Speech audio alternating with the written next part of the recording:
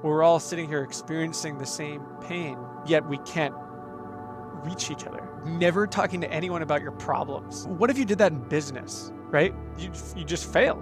The hope is that through this work, we're creating a new definition of masculinity for the 21st century. My guest today is Devon Walker, an executive and men's coach based in Toronto, Canada, who has extensive experience working with men both individually and in groups. In our conversation, we discuss men's loneliness, how prevalent it is, the signs that a man may be experiencing it, and its impacts on men and society at large. Devon shares insights on how men can alleviate isolation and find a deeper sense of purpose and connection in their lives and communities. Enjoy. Welcome, Devon. Very excited and happy to be talking with you about men's loneliness today. Thanks, Sean. I'm really excited to be here. So this is an important topic. A lot of people are struggling here, and a lot of men, which both of us are. What do you hope that listeners will take away from this conversation today? I think my main hope is that if you are, or someone that you're close to is experiencing one of these phenomena that we're going to be talking about, loneliness, or a sense of purposelessness, or a sense of meaninglessness, that you perceive that there are paths to transform that pain into something that is actually empowering for you. Because they exist. It's possible. Sometimes it's actually not even that hard. And so my hope is that this recording, this conversation can give people that inspiration or that hope that there's a path to transform the pain that I'm experiencing to something that's going to be empowering for me and other people in their lives. And then give them a couple breadcrumbs and resources about how to follow and explore those paths. Well said. Well said. I hope that as well. So digging into your experience, you have been in many men's groups, you've led men's groups, you work with men in your coaching practice. What's one of the most surprising things that you've learned about men's loneliness through your work? Well, I think when I first started doing this work, I was surprised at how ubiquitous it seemed to be. It seems like when you peel back the surface, at least in North America, at least for millennials, when you peel back the surface a few layers, you find that most men are on some level feeling isolated, disconnected, disassociated, lonely, purposelessness, or lacking a sense of meaning in their life. Like it's there. Now, the degree of severity is totally dependent on that person, their family of origin, their situation, their work situation, their relationships, all that stuff. But on some level, it seems to just be there. A kernel of that, even for the most developed, the most privileged men have a kernel of that. And so the thing I thought that blew me away was that it's not only is it a personal experience for people, but it's like it seems to be in the air. Like even if you're not experiencing it at that moment, you know what it is when we get down to it. And so when we're in these men's groups and we take a man into their sense of that, and they get to be held and experienced by other men in that, there's not a man around the circle who doesn't know what it feels like. And that was surprising to me because one of the aspects of feeling isolated is that in that disconnection, you don't know that anyone else understands you or has ever experienced what you're experiencing. And that sense of like not being known, not being seen is part of the pain. It's part of the problem. And so it was ironic and surprising that the pain of these things are almost ubiquitous amongst men in our culture. And yet in the definition of how it feels, you can't see that or know that. So it is puzzling invisible wall between us. We're all sitting here experiencing the same pain, and that the antidote to that pain is actually just through experiencing it together, and yet we can't reach each other. The invisible wall between in there is this fear of vulnerability and the lack of skills or modeling in how to make the connection. So there's a fear that if we do the thing that we need to do in order to feel less alone, something bad will happen, or that's not allowed, or there's a lot of different nuances to that. But then the second thing is that we don't actually have the skills, or it's often never been modeled to us. So that's the thing. That's actually what's going on, is that there's a lack of skills and there's a tremendous fear that prevents men from coming out of their isolation. Right. I mean, as men from childhood, we're taught to just, suck it up, rub some dirt on it, figure it out, be a strong man, do it ourselves. And I mean, unless you played maybe sports, you may not even have any experience of collaborating with other men, Yeah. really. But even in sports, we're more collaborating Mm-hmm. physically toward a Yeah. goal, rather than collaborating emotionally or internally in any Mm-hmm. way on anything, right? Men don't grab each other to go to the bathroom together and Right, chat about exactly. things, right? So we're kind of missing that experience. And like you said, this is a cultural phenomenon, Mm-hmm. right? Like if you're a man out there and you're like, is this just me? It's not just you. The number of men that have no close friends today, zero close friends today, is 5 times higher than it was in 1990. So it's, that's the extreme end, right? No close friends, but across the board, right? Men are feeling much more lonely and isolated today Mm-hmm. than they ever have been. And you raised another interesting point, Devon, which is we just have a hard time talking about it. And there's a stat around that 40% of men have never talked to anybody Yeah. about their mental health. Imagine that. Never talking to anyone about your problems. Imagine. Yeah. So think about what if you did that in business, right? What if it was like, you know what, Sean, I know you have a team and you have a bunch of problems to manage, but like, Sean, you're not allowed to tell anyone that you're experiencing a problem with your software product you're trying to develop. So go figure it out. You just fail, right? Like everything in getting something, solving a problem has to do with getting help from other people and coordinating on it. And so that's Right. the situation we're in. And I think it's worth saying, Sean, I think it's worth calling out the gender component of this as well, because we're talking about men. Why? Because the other I think surprising thing that I found in my work was that everyone, more or less, not everyone, I wouldn't say everyone, but most people in our culture in this day and age experience loneliness, and they experience loneliness at a far greater rate than people in the past in our culture did. So I'm talking men, women, old, young. That exists. So it's worth talking about why that is the case, because it's applying to all people in some way and to our society at large. And then we're talking about men as a subset. But why are we talking about men as a subset of that larger function? It's because men have a harder time solving it. It's that piece I mentioned in the beginning, which is like, even though the solutions exist, men don't seek the solution or employ it. And so they're more deeply affected and they're more stuck in it. Whereas a woman or even an old person, or old person who's experiencing loneliness, they may have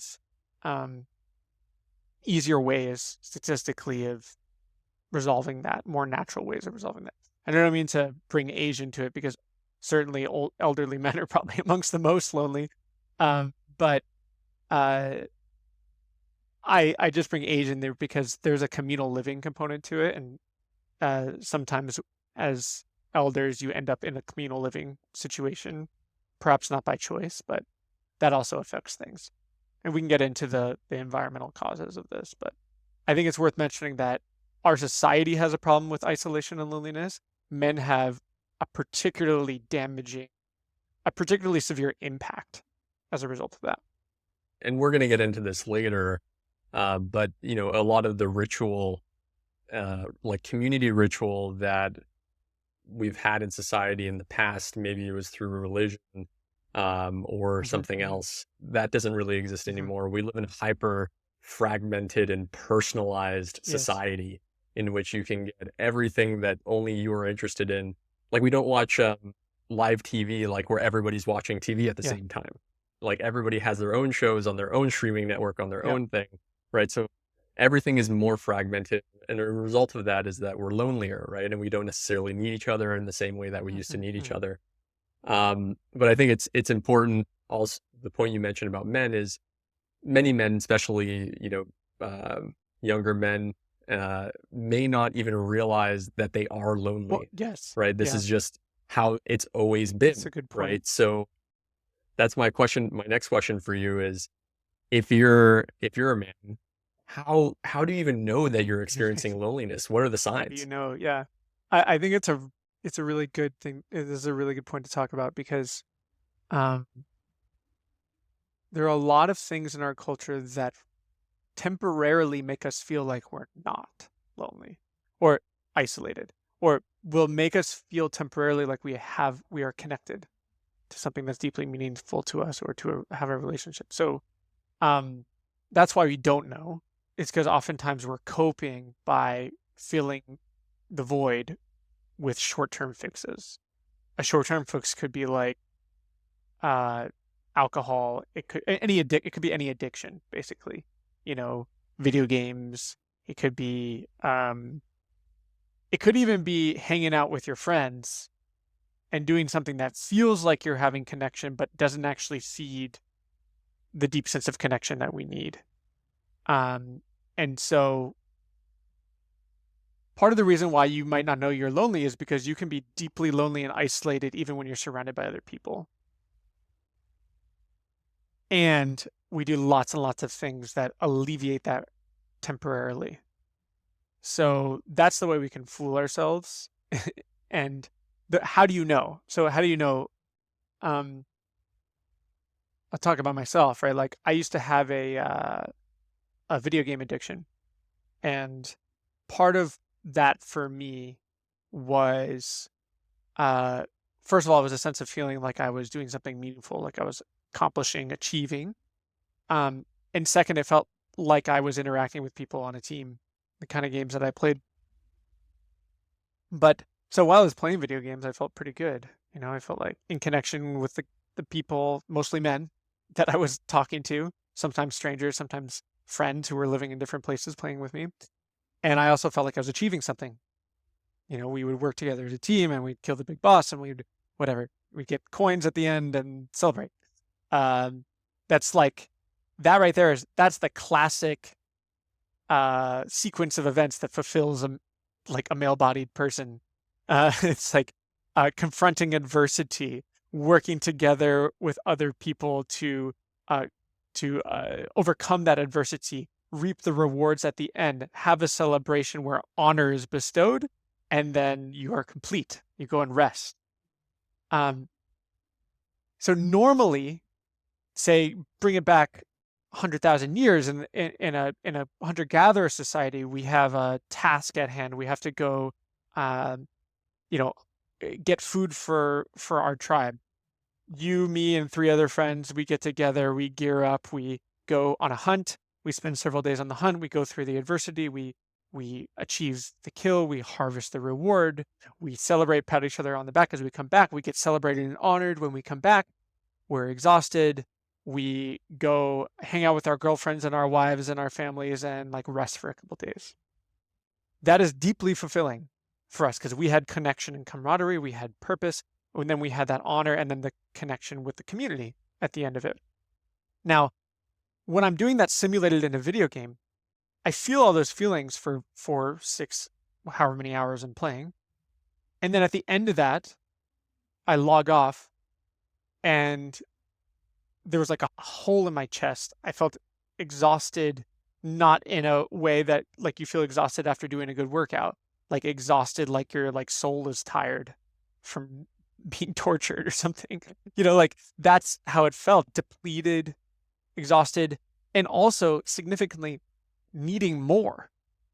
I just spent 8 hours getting the thing that I thought that I wanted that felt good. And I left that feeling like it wasn't enough. And so those are some of the signs that there's an isolation at play. There's a sense of meaninglessness at play. And we can talk later about how those two things are connected because they are deeply connected. But those are some of the signs. It's like when you're doing the thing that gives you the feeling that you want to have, when you stop it, there's no sense of lasting satisfaction. It's like it's over and I need it again, otherwise I'm not okay. And so that can be a sign, right? Um, the other thing that you see sometimes is it's all fine and good during the day when we're doing stuff and in activity and we're at work and we're accomplishing tasks and whatever. And then at night when you try to go to sleep and you can't really sleep and then you're up in the middle of the night, and then it's a common thing where people have that experience when they finally actually are alone, maybe in your own bed or even like next to a partner that you don't feel connected with or whatever it is, and it's nighttime and no one else is awake, and like then it hits you. It's like it was all delayed during the day, and then like all of a sudden there's nothing else to distract you and you're tapped into this well of like darkness or feeling of pain or feeling of like I'm alone in the world. I have no one to talk to. There's no one I can call. There are moments like that that men experience that you might be able to brush aside because it's only an hour in the middle of the night and whatever. You wake up in the next morning, you forgot about it. Um, that's a sign. Another sign is when something, um, when some kind of crisis enters your life. Because we're human beings, we're constantly confronted with uh, things that are unexpected and confusing and painful and uh, causes pain. When a loved one dies, when you lose your job, when you know something unexpected that shakes your foundation happens, do you know who you're calling? Do you just are you reaching out to people? Can you just pick up the phone? He's like, "Yep, I'm gonna call my dad," or "Yep, I got my best friend. I talk to him about all the time," like. But if you're not isolated, you're gonna have 3 to 5 people in your inner circle that you reliably call to help you through things.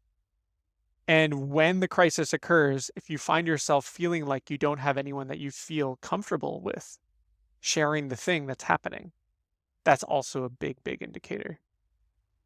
Yeah. So there's something that strikes me about many of the examples that you gave, especially the first two, is that as men we're used to being very externally Hmm. oriented, right? It's about doing things, it's about achievement, right?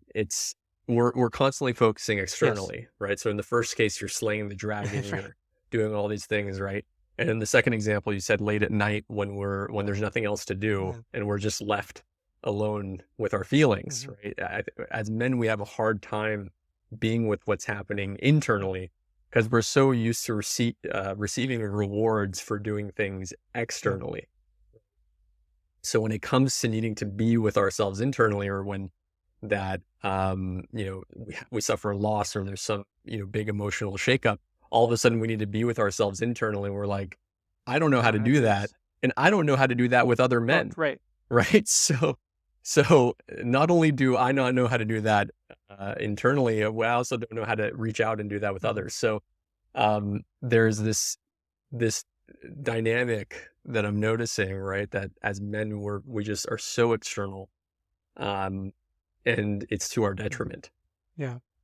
It's to our detriment in that sense, and also worth saying that it is also, like you said, it's what we're rewarded for, right? So accomplishing things, going out and making the money, achieving whatever you're achieving, it's what we're recognized for. It's what we're rewarded for. It's what our culture programs us to be able to do well.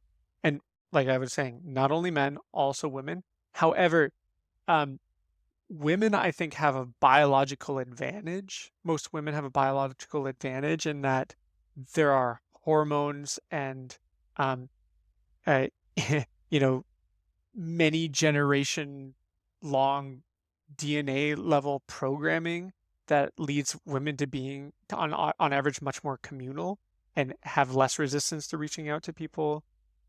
It's part of, in my opinion, the nature of being in a childbearing body, where you have to have a system that is prepared to um, be dependent on other people, and so you have to have the ability to make the connections that would allow you ultimately to be dependent on someone when you need to be, when you're pregnant, when you're giving birth.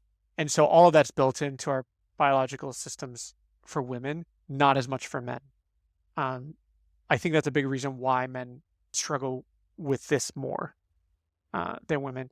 And also, interestingly, um, my experience also with my clients and other people that I've worked with, uh, when we do open up to people, oftentimes we open up to the closest women to our in our lives, because they seem to know how to do it. They're available, and also culturally that's acceptable. Culturally, it's like, yeah, your life partner, your sexual partner, like, that's what intimacy is. You're sharing with someone, you're making yourself vulnerable to them, and it's socially acceptable to do that between a husband and a wife, or a girlfriend and a boyfriend, or and I think that is great, but also it causes problems when you begin to use your wife or your girlfriend as your therapist, as your friend, as your confidant, also as your uh, basically partner in trying to run a life and a household, and also as the person you're trying to be romantic with, and also the person you're trying to have fun with and have deep spiritual or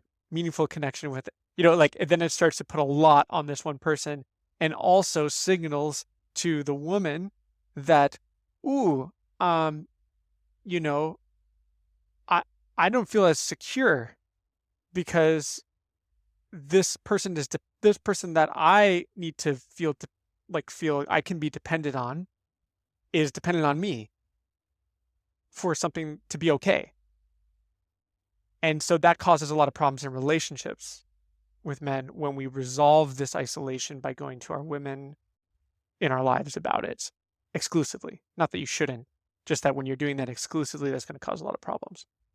I think this is a really, really important point, and I'm glad that you brought it up because, I mean, I myself have Yeah, done this. I I know mean, I'm many, raising my hand too, right? Like, that's, yeah, I know from many men experience. do this, right? It can be kind of the transition into realizing, Yes. oh shit, I need to learn how to take care of my Mhm. emotions, is going through, unfortunately, and sorry, Yeah. women, going through that process for men of not knowing how to deal with our emotions and then putting all of that onto a partner, Mhm. right? Which at the time feels like the only like viable option to do, right? Because we're used to associating that with the feminine, Yes. right?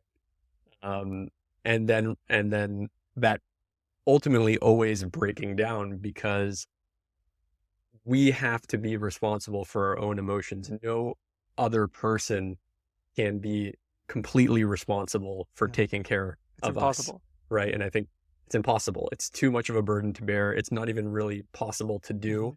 and it's gonna undoubtedly strain your relationship with with your partner or Mhm. significant other. So I'm really glad that you brought that up. So men, we've covered men have sort of like a evolutionarily or biological disadvantage in terms of reaching out to other people.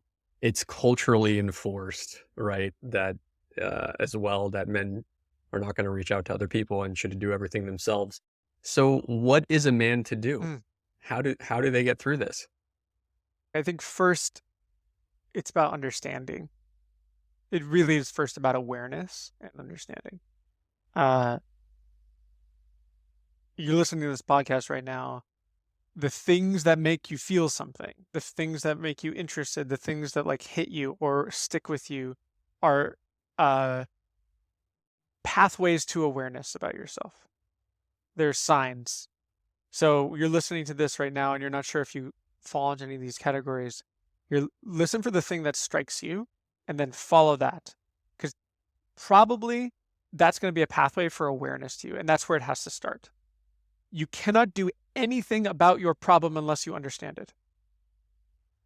It is really important for guys to understand, because a lot of men want to jump to solutions, jump to solving, jump to figuring it out and getting it done.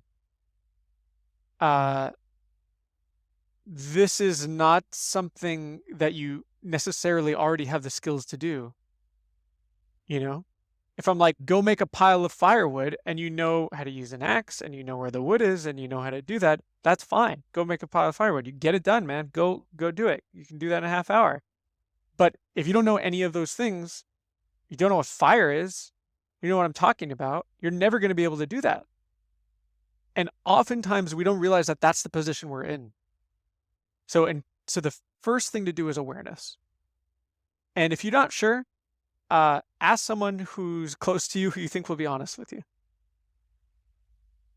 And see what they tell you. You know, I think that that's the first step. And so how do you cultivate awareness? How do you cultivate understanding? It starts with acknowledging what you are feeling instead of avoiding it. So it's a big step for a lot of men, even just to say, I feel sad. I feel alone. I feel afraid. I feel angry. That's a common one, right? In fact, that's the one that's probably most acceptable in our culture, is men being angry. It's something that's we're most familiar with in our culture. So oftentimes men can identify that. Yeah, I'm pissed, right? So I'll start there. You got to start with where you're at. So if you're pissed about something, if you're generally grumpy, if you're generally like, angry at work, angry at your woman, angry at whatever, that's the place to start with your inquiry of understanding.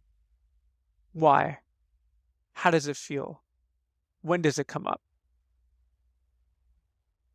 Not easy to do on your own, but then we can talk about ways for you to get help, which I think is the second thing.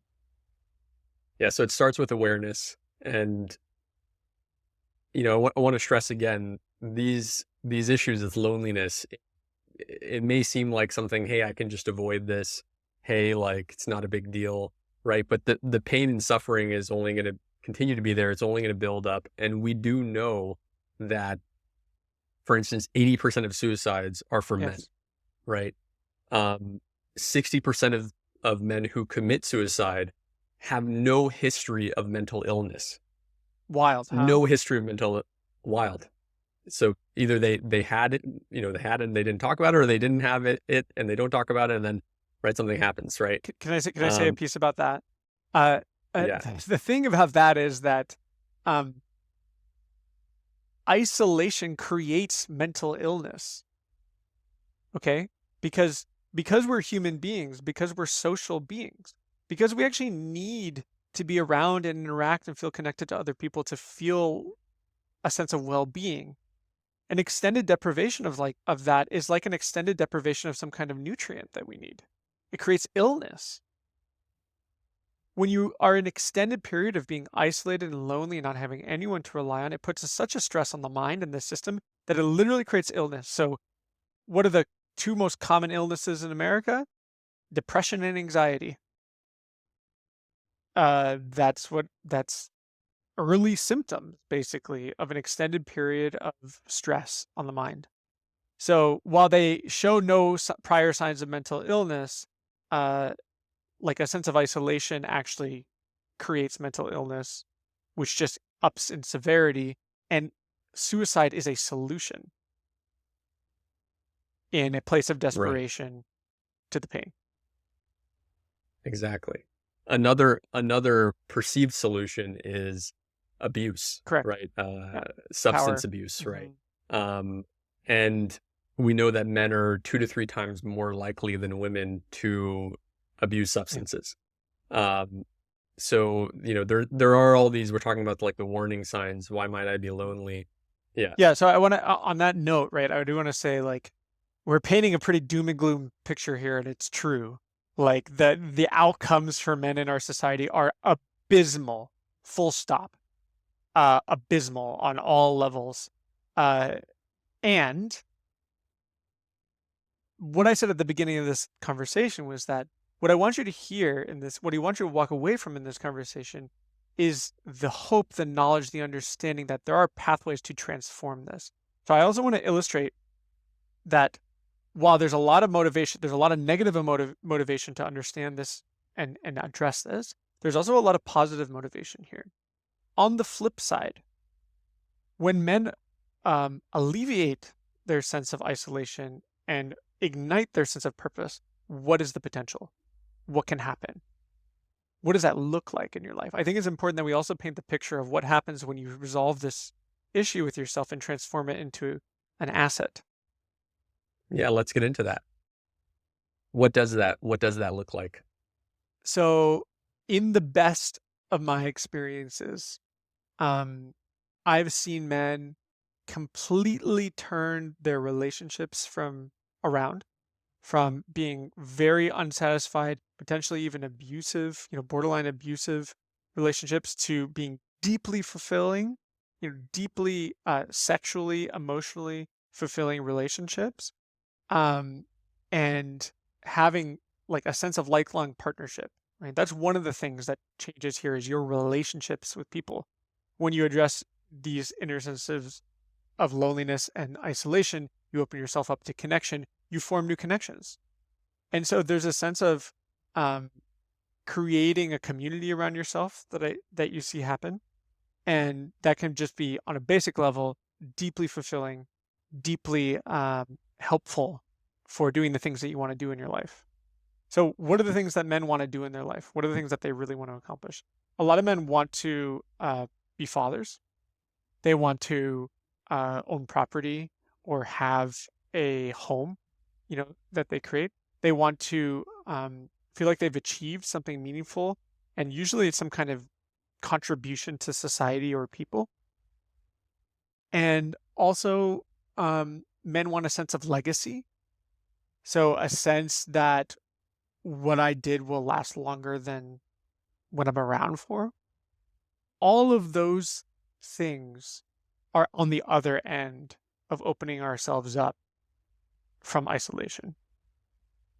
We achieve long lasting impact through how we affect other people. Men have a advantage in in heavily affecting the social dynamics when they walk into a room. Um, though do this experiment. I have my clients do this experiment all the time. Maybe you have you go to Starbucks and you get a coffee routinely or a place you go in. Watch yourself. When you go in when you're in a bad mood, watch the expressions on people's faces, watch people's moods, watch, how it feels. Part of that is, frankly, because of the evolutionary biology uh, perspective of that you can cause physical harm as a man, and our systems know that. So or you can be the thing that protects from potential harm.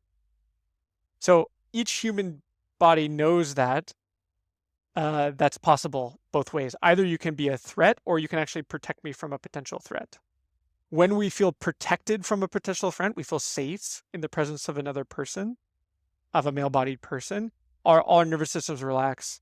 It's like when the silverback gorilla walks into the place, into the place where all the gorillas are gathering. Everyone is more relaxed because if anything goes wrong, that big hulking gorilla is there to like protect. If a foreign silverback gorilla from a different group walks into the space where all the women and children are gathering, nobody is relaxed. Everyone is stressed because that gorilla could cause harm, right? On some level, that's actually all happening in our limbic systems when we interact with strangers and people in society. And you have that affected on other people. So when you get yourself right in terms of isolation, getting your needs met, getting yourself fulfilled, having a sense of purpose in your life, that has huge ripple effects on everyone around you. not because you solved their problems, but because you solved your problem and they felt safer in your presence. I also want to bring to the fold, you know, it's not just for others, it's for yourself. Like, First. um, first, right? And you're talking about going into the coffee shop or going into any situation, our mind projects and notices things in the world based on our own internal state of Yeah. being, right? So if we're sad, we're going to notice, sad thing, disconnection. We're going to notice, you know, how everybody's seems to be disconnected, isolated, suffering, or whatever, right? If we go into the same coffee shop with a different attitude or in a different state of being, we're going to notice, maybe a child in Mhm. the corner, laughing with their parent, Mhm. somebody having a nice exchange at the counter, right? So what we notice isn't always reality. What we notice is in large part a projection of our own internal Mhm. experience, our own internal state of being, right? And that is, like Devon said, it's reflective. So it's what's happening with us that's being projected outward, but it's also what's being projected outward from us that's impacting other people and the way that they're responding Mhm. to us as And being well. reflected back Um, potentially. yeah, and being Mhm. reflected back Mhm. exactly. So we were talking about, what this looks like in the ideal case. I'd love to get into, um, you know, some other strategies, some other tools Mhm. that are effective. And specifically, I want to talk about men's Yeah. groups.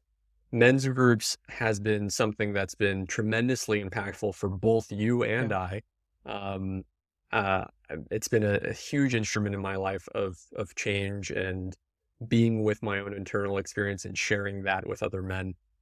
What have you seen as the benefit of participating in men's groups? I like to tell the story of my first time going to a men's retreat. My friend brought me along. I looked it up briefly. I was like, screw it, let's just go. I show up. We're in the mountains. I walk into the room. There's 60 guys in this room. I get into a small group with six other men. To the right of me, there's this, uh, you know, Punjabi guy, immigrant lawyer. Left of me, there's a 30-year-old psychoanalyst from New York dressed all in black with black glasses. There's a 65-year-old Idaho farmer from Idaho across the circle from me. There's the facilitator.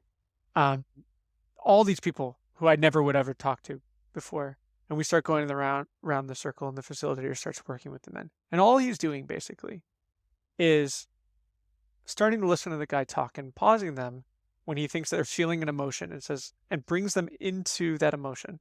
Stay there. Don't move on. Don't keep talking. What do you feel in your body right now? I guess I feel hot. I feel a little sweaty in my palm. You just stay there with him. 20 minutes, a guy.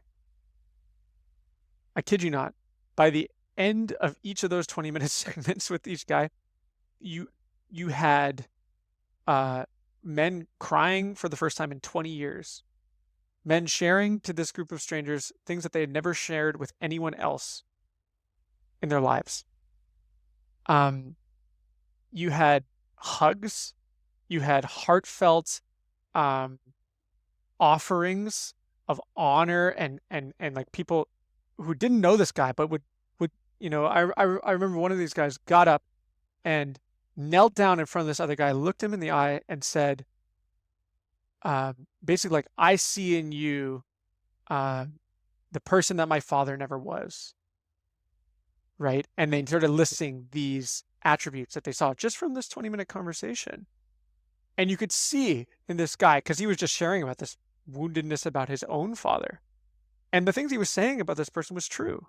You're honest, you're kind, you're a thoughtful person. And like you could just see how um, it was like watering a plant that was dying of thirst. And he just started to grow, sit taller, eyes opened up. And it was an extraordinary thing. It was like I was witnessing magic in front of me.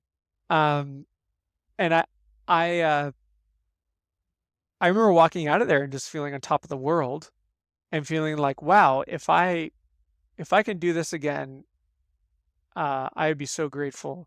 And in fact, I feel like this is what I was born to do. I feel like this is what I was meant. to do. I feel like this is what was missing in my life. Um, that was my first experience with being in a men's group. Like how life-changing, and saying like, this is what was missing, right? And it probably literally is what was missing. Like we said, men are so Yeah, externally right. oriented that the first time that you're like, wow, I can be in a place and we're actually talking about what's happening What's internally, actually happening? it's like a yeah, it's like Mhm, mind-blowing. Oh my God, what a mhm, concept, mhm. right? But when you think about it that way, it's so simple, and that's really all that's happening in these men's Yeah, groups is men getting together and bringing the awareness to what's happening internally for themselves and for the men and around them. accepting and experiencing acceptance of that without judgment, but actually honor and Right, support and a sense of camaraderie in the face of it. Yeah, right, right. And then the beautiful thing from that is that you can take what we learn in men's groups and then bring that into the real life relationships that we're having. So I'd love for you to chat about that, how you've brought things that you learned from men's groups into your real life relationships and with other men, and how it's transformed your relationship with other men outside of men's groups. yeah. I mean, I think you and I know this, well, because it's probably how our friendship was formed through the men's groups that we've been in together. And um, I think for me, there is a letting down of what did I say? Like, yeah, I let out like a deep breath when I say that. It's like just a relaxation into myself that happened. The communication that I got that it was okay for me to feel all the shit that I was feeling allowed me to be more myself. I was hiding a lot. I was shielding myself. I was playing a game of competition or dominance or I don't know, you know, just not actually being honest, I think is what it comes down to.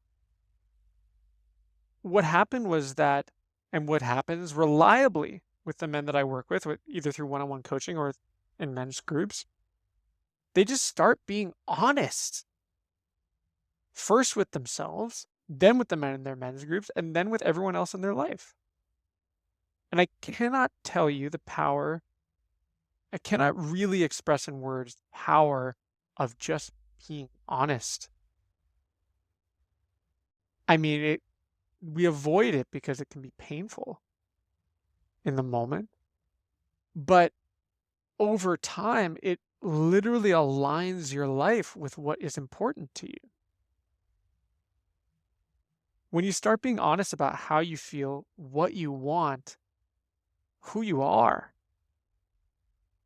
the people, the places, the jobs, the relationships that don't align with that, that align with how you were operating before, what you were saying you wanted, what you were, you know, the image that you were creating out of fear, those the externalities in your life align with those things. And then when men dropped that, um, they shed people, they shed careers, they shed all these things, and everything has to be reconfigured. But and that can be a painful process. And after it gets reconfigured, all of a sudden you're in a life that's much uh, has much less friction. Because on some level, it's a burden and an effort and a pain in the ass to accommodate the things that don't align with who you are in your life. And that energy that you spend in trying to fit yourself into a shape to meet what's expected of you is wasted, frankly. It's basically your potential down the drain. What you can offer to humanity, to yourself, to the earth, down the drain. And so when you shed that, you get all that energy back and you can reinvest it in things that actually are fulfilling to you and actually continue to deepen your sense of who you are. You reminded me of when I first started doing men's groups.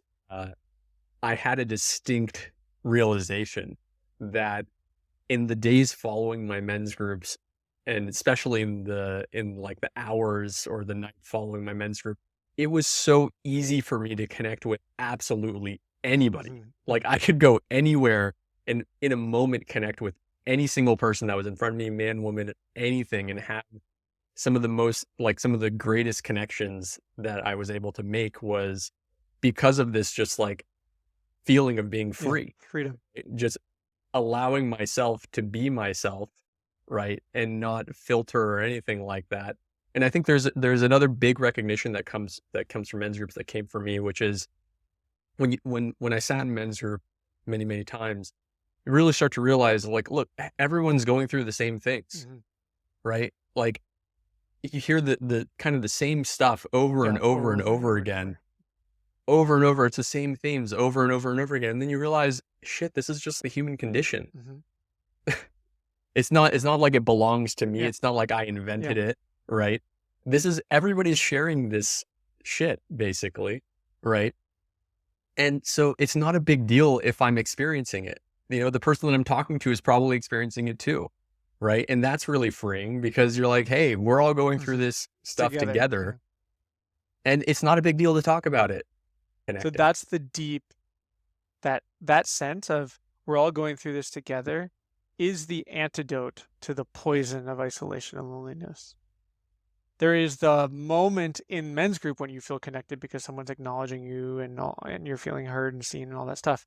But then there's the deeper knowing that we're all going through it together. That once that sinks into your bones, you don't have to address you don't have to feel the loneliness thing in the same way. When you know at a deep level with a high level of confidence that you can connect with anybody because we're all going through the same stuff. That is a absolution of this pain. And it brings me to that second piece that I brought up in the beginning, which is that sense of meaningless and purposelessness, because the freedom that comes from that, which, by the way, freedom is what we all want, masculine bodied people want. It's a sense of freedom. That's really what we're all oriented towards, more than anything else. And when you get that sense of freedom, along with that freedom comes the agency to choose. Okay, now that I'm free, I have all this energy back. I know that I'm not alone. What do I want to do with this uh, wild, wonderful, short, brief existence that I have? What do I want to do with it? Because now I know I can do something with it, and I have all this energy, and I don't, and I get to choose. In that moment is the moment when the freedom has opened you up to your purpose in life, which I believe is a combination of who you are by circumstance and lineage and your choice in terms of what you find meaningful. Right. Once you have gone through the loneliness piece, once you have done this work, you get to pursue your purpose in this world. And before you know what that is, the purpose is to discover it. And that is a deeply, deeply fulfilling way to live for men.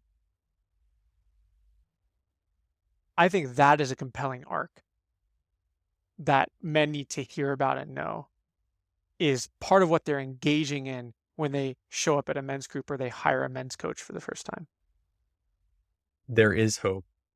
And speaking of purpose, you have something that you've been working on Yes. that is part of your purpose. And it takes a lot of the things that you've learned from your experience in men's groups and your own personal journey. And it's called Manpower. What inspired you to start working on and create Manpower? Great. Yes. I would love to talk about Manpower. So basically, Manpower takes men's work as we've described it, and it brings it together with physical, local community service.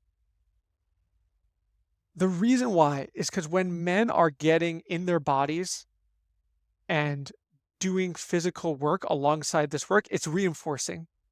It's part of getting yourself out of your head. It builds the camaraderie, but then also it adds in this missing piece in society, which is community and giving back.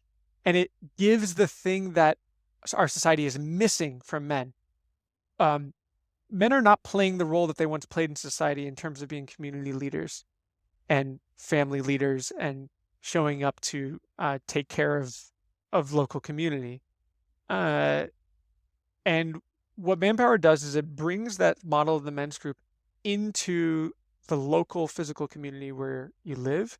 And basically, you're doing this men's work beside regular work projects that leave you feeling a deeper sense of connection with the broader community. So, for example, um, we may have the group of men get together and plant a bunch of trees, working with in collaboration with the city and a whole bunch of people around. We had an event where the there was a house that burned down, and the family whose house burned down didn't have the money or insurance to build it back up.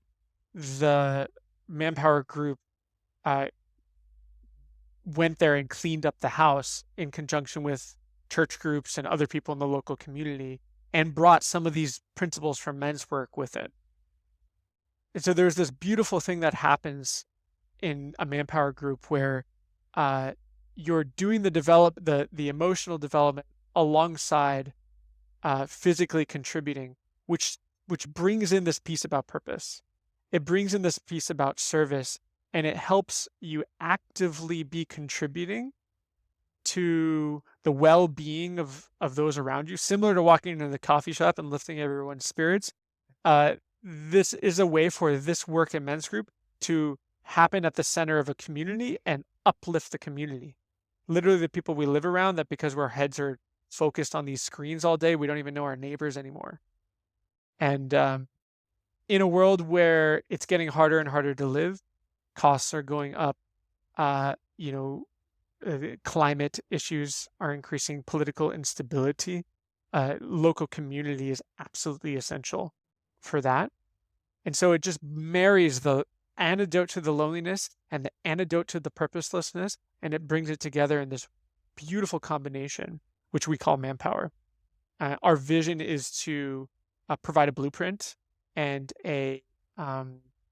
basically just a scaffolding for how you can create a men's group locally, and also contribute to your local community and reap both the benefits of that sense of camaraderie and also the sense of purposefulness that we think is part of redefining masculinity. And the hope is that through this work, we're creating a new definition of masculinity for the 21st century, both restoring some of the honorable aspects of masculinity from the past with the sensitivity and the benefits of the sensitivity that we just described that you learn in the traditional men's groups that we talked about. So that's Manpower. It combines so beautifully all the aspects of men's loneliness and moving from men's loneliness to purposefulness that we've talked about in this conversation, with not just being, with our internal experiences with the immediate people around us, which is an important skill to have, but also taking that and contributing to our local communities. A big part of community is contribution. Right? When we zoom back to, thousands of years ago, community and contribution were highly interconnected. We lived in closed communities where we were giving and receiving constantly. This day and age where everything is sort of more disembodied, decentralized, disconnected, it's hard to feel like we are a part of a community, and that contribution, that reciprocity back and forth is happening in an embodied way. Yeah. So I really love that this aspect of Manpower, that it actually brings us out into the community, allows us to connect physically with other people around us, and doing the thing that we as men love to do, which is doing physical shit, solving problems. Right? Solving problems, doing physical things, right? It is like slaying the dragon, as you said earlier in your video game example. Except after you slay the dragon, you're actually with people who were impacted by you slaying the dragon. And then you get the hoard of gold that the dragon was sitting on at the end. in the form Right. of human connection and looking at the work that you've done. It Right. goes bring us back full circle to what you were saying, to what we were saying in the beginning, where it's like, what worked in the state of nature? Well, you and I and a bunch of friends get together and we have to a mission and we have to go solve that mission and it's good for the community and we go and do it. We get all of the elements that it takes to be a fulfilling man. The idea is just simply to recreate that in the modern sense for a modern man. That's the missing piece, Mhm. right? It's not just the dopamine, the adrenaline of going out and slaying the dragon. It's connecting Mhm. with the people around us, and also the continuity that comes from it. Yes. Yes.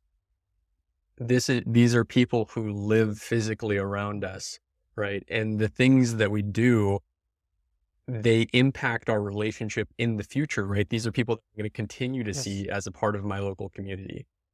I may see them when I walk to a coffee shop, right? I may see them when I go to the bookstore. I may see them on the way to work, right? And just that alone can completely transform the nature of your experience Living wherever living you live. it wherever you live, Mhm. which is a really beautiful Mhm. thing and something that we don't really get enough of in today's Yeah, society. it's a beautifully said, Sean. I think you illustrated the vision of it, which is that if this works, if it is adopted, really the hope is that this actually starts to change the culture that we live in.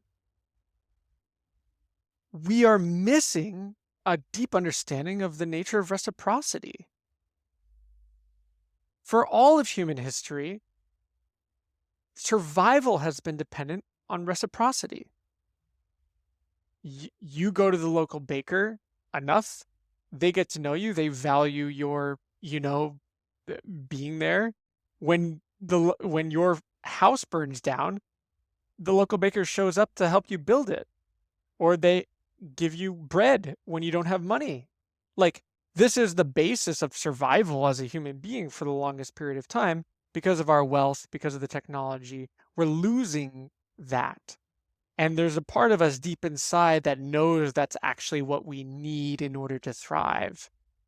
And in order for the earth to thrive, in order for our ecosystems that sustain us to thrive, in order for our societies and nations to thrive. Um, and the vision is that we actually relearn what it means to be a human being through this process. Because I have a deep sense that we are losing that in our society by nature of losing our deep understanding of reciprocity and being disconnected from ourselves. So the big vision, want to go really big and a little bit esoteric. That's really what this is about. When you become aware of your isolation, when you become aware of your loneliness, when you become aware of your sense of purposelessness and you endeavor to change that, you are involving yourself in the process of humanity relearning how to be human. And I would argue, increasing our survival chance as a species over the long run, which is a very noble goal. It's the biggest goal. When we talk about playing video games, what is the mission that we typically are on? Saving the world, right? That's the classic hero story. If I don't do this, if I don't defeat this dragon, it's going to be world saving. Well, I want to propose to you in kind of a mythopoetic way that your work on your own pain is your part in saving, quote unquote, saving the world, which, by the way, doesn't need saving, but the idea that we're accomplishing something noble and beautiful and worthy, and that's worth living for.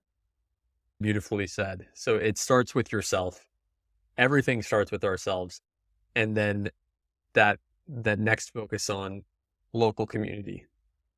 In this day and age in tech, sometimes we want to think real big, Yeah, like how do I skipping create steps, something I that call it. impacts the whole world? Right. But there are people around us, right? We walk by them every single day.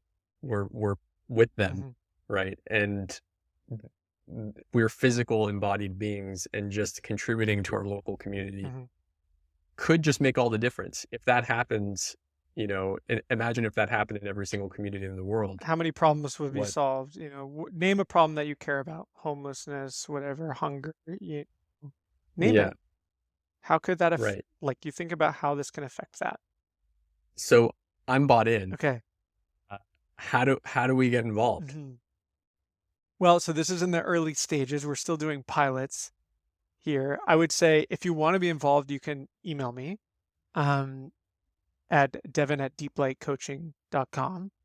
And we will put you on a list, like a mailing list. And when the website comes up, when the opportunities to get involved for piloting comes up, when the first cohort of leaders gets trained, um, when we do fundraising, like you'll be on that list. So you'll get everything around that and get the earliest chances to be involved. If you feel inspired to to try this out, to start this, if you feel like you're a leader and you can bring this to your local community, the idea is that it's totally decentralized.